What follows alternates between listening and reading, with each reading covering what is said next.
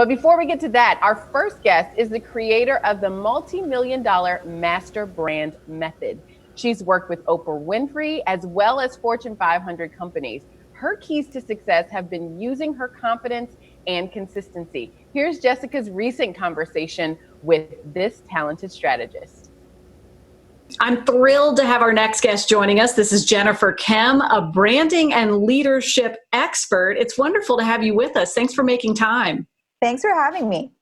It's our pleasure. We're talking about something that we usually are pretty focused on, developing that vote of confidence, that consistency within our work and our personal lives, but it might be easier said than done. You've got some great insights on why you want to develop the consistency and maybe how to do it.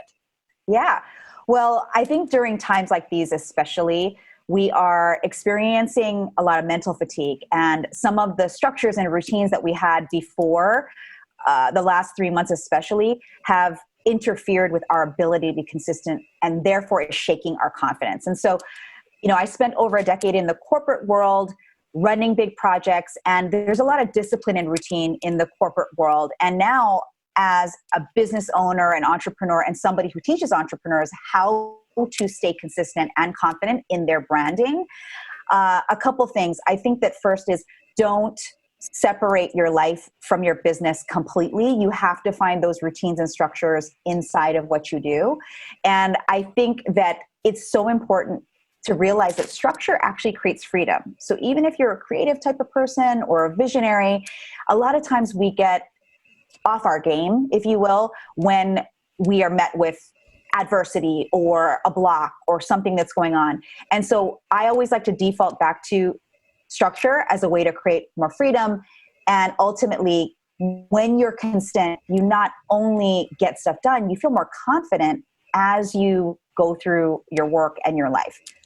I would agree, and I definitely you've hit the nail on the head with this time that we are spending. We are so outside of our routines, that consistency that we knew, it's throwing you off your game, and therefore you are maybe not as confident in all things. Let's face it, everything is different. It's hard to wrap your arms around that, but it is important. And you have some techniques that you've shared with so many on how to create that consistency. It's a little bit about routine, isn't it? It is. And again, I think of it as we've all been toddlers, right? And for those of us that are parents, we've had toddlers, or maybe we currently have them. And the truth is, what we know, a general rule is toddlers need structure. And structure isn't necessarily sexy, but it creates a lot of movement and momentum in your daily life. And so a couple ideas to take forward. First is I typically batch what I have to do in the beginning of the week. Even on Sundays when no one is bothering me and I don't have meetings going on, I kind of plan out what are the 3 things, if I got them done this week, I would feel proud of myself. That's actually the distinction, not just that I got something done, but that I would feel proud that I actually achieved them. That's my metric for being successful and being consistent that week. The next is handle the things that we don't like. I know the things we don't like, we avoid and default to avoidance. I am the same way. But what I've also known and noticed is that when you do the hard things first, actually you start to experience momentum. Things start to smooth out and go faster. So therefore more things get done. And then finally, don't overwhelm yourself with trying to be consistent with too many things, because that's going to shake your confidence. Instead, pick one thing in the 4 areas of our life that are the most important, generally speaking, are our health, our money, our relationships, and ourselves. And so I choose 4 things for 21 days straight, and I do my very best to try to do those things consistently for at least 21 days to create that habit. And then I decide, should I add something in there? And that way I give myself the grace of messing up sometimes, because we're not going to be perfect at it. And especially, again, when outside forces impede on our progress, we have to remember that ultimately we're in control through the structure we create for ourselves.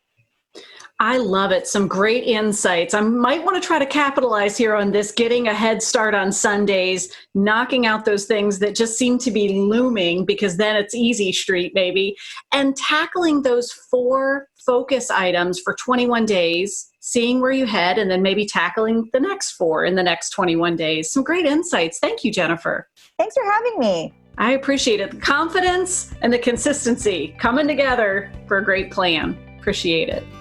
We'll be sure to share more information on WTVR.com/VTM so that you can learn more about Jennifer Kim.